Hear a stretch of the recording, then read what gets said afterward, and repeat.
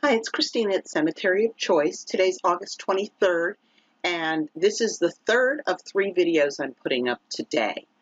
The first was about the criminal abortion death that wasn't a criminal abortion death. The second was about the teenage bride and other tragedies, and this one is about the death of a 20-year-old woman named Louise in New York in 1910. And I stumbled across a plethora of information about it. Let me just bring you down to the bottom here. Look at all of those articles I found. So I'm not going to clutter up the blog with all of those. I am just going to list them on the blog, and then when Cemetery of Choice is up and running, all of that will be there. All of it will be easy for you to find. So I had already known that on August 23, 1910, 20-year-old Vivian died in a New York apartment of Dr. Charles Buffum, age 40, and his wife, Vivian, who was a nurse. And I hope I'm pointing in the right direction. This is what the building looks like now. I found it on Google Maps. So the primary person involved here was Andre Stapler. He was a native of Austria-Hungary who had come to the United States around 1900. He was a drug clerk before becoming a physician. Now, one of the articles says that in 1910 he was a medical student working with a doctor in Harlem, who I later found out was Dr. Samuel Short. I put him as senior, he's not a priest. But they called him a doctor without putting it in quotes, which would indicate to me that given the licensing requirements at the time, Andre Stapler did meet the requirements to be considered a physician. So Louise and her husband Sam traveled from Jersey City to the Buffum's apartment at 500 West 111th Street. Now, Sam went out while he left his wife to be attended to by the abortionist and his accomplices. He came back at around 5 p.m. to find his wife dead. He threatened violence against Dr. Stapler, shouting at him, "You murdered her!" But somehow people managed to calm him down, perhaps by reminding him that we're all in some deep doo-doo here. This is a big deal. This isn't just malpractice. So evidently they managed to calm him down. And sadly, I haven't been able to follow Sam's side of the story from this point forward. None of the news coverage has anything to say about him. The only thing I can tell is that evidently he was able to get his wife's body home to New Jersey to bury her. Because the law required that bodies crossing state lines be embalmed, he did have her embalmed, got her home later to rest. Now let's get back to the apartment where poor Louise is lying dead. A total of $23 worth of telephone calls, which is over $600 in 2020 dollars, were made from the Buffum apartment trying to sort out how to handle this situation. Evidently, the first person they contacted was a Dr. Shaw, who arrived at the flat, said that this was clearly a case for the coroner, refused to sign a death certificate, and left. Stapler then called a lawyer, and he tried to slip out of the apartment, but Vivian Buffum restrained him. Now, the next person who came in was called Dr. Spear, S-P-E-I-R, but elsewhere he's named as a drug clerk. He came to the apartment and he assured everybody that everything was going to be just fine. He said that he had a pull at the coroner's office and that it makes a difference who the coroner's physician is. And he turned out to be very right. They waited until around 9 o'clock before Vivian called the coroner's office. That's when the shift of Coroner Holzhauser and physician Philip O'Hanlon started. And a clerk at the coroner's office made a note at 9 p.m. in the day book that Louise had died suddenly. Now, it was officially the duty of the coroner to go to a death scene, look at the body in situ, talk to the people who are there, and make a decision. Is this a suspicious death where we need to do an autopsy and an investigation, or is this a non-suspicious death and we just do the death certificate and, you know, let the family get on with laying their loved one to rest? Now, Holzhauser was not the most diligent of men. And he was not really qualified to do a coroner's job, which was an elected position. Well, it still is. Counties have coroners. It's an elected position. And that doesn't mean you're worthless. The Somerset County coroner who handled the Flight 93 crash, extraordinarily professional man. You could not have handled it better. He was marvelous. That's my neck of the woods. But Holzhauser had been a stonecutter before being elected. And he effortlessly slid into the role of slacking for a living. He just kind of let his underlings do whatever they pleased. He gave O'Hanlon a signed note saying that he could just do autopsies at his discretion. Kind of don't bother me with it. So later on it came out that he had never bothered to look into any of the 5 deaths that happened on that shift. Never looked at the bodies, never looked at the paperwork, never did anything. I have this picture of him just sitting smoking a cigar with his feet up on the desk. Surprised he was even in the building. So Louise's body was taken to an undertaking establishment, and O'Hanlon performed the most cursory of autopsies. He didn't even open up her body to examine her internal organs. He made kind of a superficial cut, not even penetrating the skin, and just decided to take Vivian at her word and call it a day. So, as he explained it later in court, I felt tired. I would reach a conclusion. If I felt tired, I would reach a conclusion as to the cause of death as soon as possible, without making a complete autopsy, and let it go at that. Now, later on, Vivian testified that O'Hanlon kept reiterating that everything would be all right, and would continue to be all right as long as she kept her mouth shut, and he wrote out a statement for her to sign that Louise was a friend who was visiting, took ill, and died suddenly. And after doing his autopsy, O'Hanlon put a slip in Holzhauser's box stating that the cause of death was apoplexy. He noted in the coroner's log that Louise had died from heart disease, and then filed a death certificate with the Bureau of Vital Statistics giving the cause of death as acute gastritis. This would come back to haunt him and all the other people involved. But at first, all the documents got filed, Louise was laid to rest, everybody got on with their lives. Stapler finished medical school, quietly relocated to Chicago, and set up a very reputable practice towards the end of 1913. But be sure your sins will find you out. In 1914, New York Mayor Mitchell began an investigation into the New York City's coroner's office, finding that money was being paid to falsify causes of death.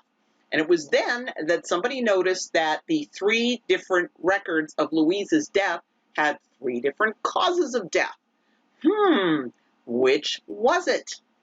So they sent Dr. Otto Schultz down to have Louise's body exhumed, and the Hudson County medical officer was there as well to oversee. And fortunately, the embalmer had done a very good job, and they were very easily able to determine that O'Hanlon had just gone through the motions of an autopsy and not actually performed one. They performed one, found out that Louise had bled to death from an abortion. And they investigated in New York, and everybody started pointing toward Stapler. Now, Stapler had not been idle in Chicago. He had become the house physician at the Plymouth Hotel on Broadway, where he also lived. He kept offices at 1060 Wilson Avenue and at 59 East Madison Street, and he was a staff physician at both Wesley Hospital and Columbus Hospital. Very highly respected man with some very well-connected patients. But on March 12, 1915, an official from New York City arrived in Chicago to arrest him. Now, Stapler posted $7,000 bond and gave an interview to the Chicago Tribune with his version of events. So these are Stapler's words. In August 1910, I was assistant to Dr. Samuel Short, who had an office at 104th Street and Madison Avenue in New York. There was a Dr. W.C. Buffum who lived, as I remembered it, on 111th Street, who deserted his wife and ran away with another woman. Dr. Short, who was a fellow lodge member of Buffum's, was doing some of his work. One afternoon, Mrs. Buffum rang up the office and wanted somebody over there in a hurry. I went over and found this woman who was referred to, Mrs. Louise Heinrich, dead. That was my first sight of her. I called up Dr. Short.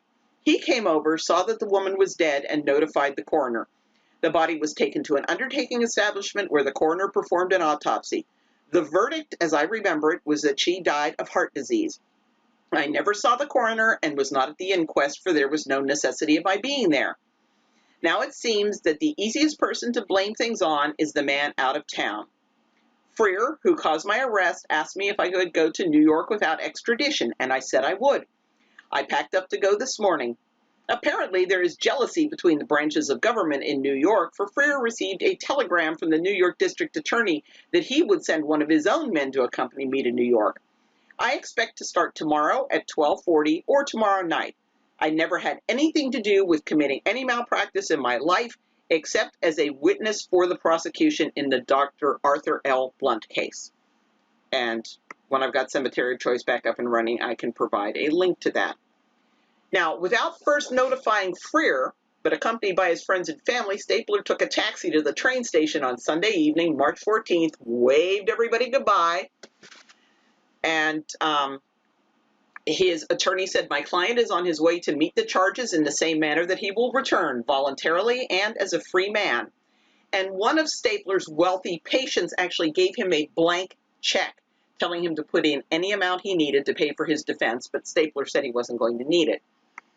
Now, Stapler's trial began on December 10th. Vivian Buffum turned state's evidence. Her husband's whereabouts were unknown. And I haven't been able to get much more out of the trial than what I shared already. That's all that was covered in the coverage. The jury was out less than 3 hours. They returned at 6 p.m. on December 23rd with a verdict of guilty. And Stapler was left lingering in the tombs with a possible 20-year prison sentence hanging over his head before he finally spilled his guts about his involvement in Louise's death and named 9 other abortionists in the city, all doctors, and talked about the hush money that they would pay to employees in the coroner's office to cover things up. Stapler said that doctors would typically pay around $200, which is around $5,000 in 2020 dollars, and sometimes as much as $5,000, which is over $130,000 in 2020 dollars. And the money might be divided among various people there. Stapler was sentenced to Sing Sing by Justice Bartow S. Weeks on February 4, 1916.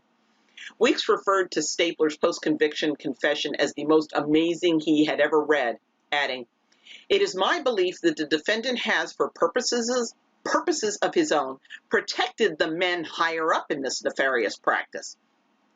Woo, I'd like to know who he was covering for if he's blabbing on 9 other doctors and a bunch of people in the coroner's office. The assertions that Stapler made during his confession were confirmed by testimony from doctors and hospital attendants, including 2 doctors who were serving time in Sing Sing relating to abortion deaths. So during sentencing, Weeks denounced Stapler as a menace to the social structure of the country.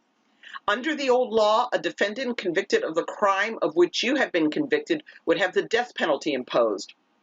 And yeah, the first person sentenced to the electric chair in Illinois was an abortionist whose patient died. His name was, can't remember it. It'll come to me. But he was out on appeal and killed another woman. Doesn't that just figure? In my careful consideration of your case and your statement, I have several times come to the conclusion that such a penalty, death, would be very appropriate for you, not because of this one crime, but because of the number of cases that preceded it. I shall impose a sentence which will allow you, by good behavior, to leave the state's prison in time to rehabilitate yourself and possibly become a respectable member of society. Stapler's sentence was commuted on May 15, 1920. The New York Daily News identified him as a leader of Sing Sing's idle rich. His friends gave a little feast for him at a hotel, and the dinner guests included several wealthy ex-prisoners. He returned to Chicago and evidently had taken Justice Weeks' admonition to heart. He married a very respectable woman, had a very respectable and wealthy clientele, including Adolph B. Mangus, the son of the founder of Anheuser-Busch Brewery, and he evidently stopped dallying in criminal activities and cover-ups. In fact, he turned in a woman who had come to him for treatment of gunshot wounds rather than covering it up. Stapler died of a heart attack in his home on Lakeshore Drive on February 6, 1936, and he left his widow and 3 daughters assets worth $200,000, which is nearly $3.5 million in 2020 dollars. So he did become a respectable, responsible member of society. Now, what happened of the poor widowed Sam? I've been unable to find out what happened to him. I haven't even been able to find out what happened to him during the trial. I can't even find the cemetery where Louise was originally buried. She was reburied in a different cemetery in a different New Jersey county.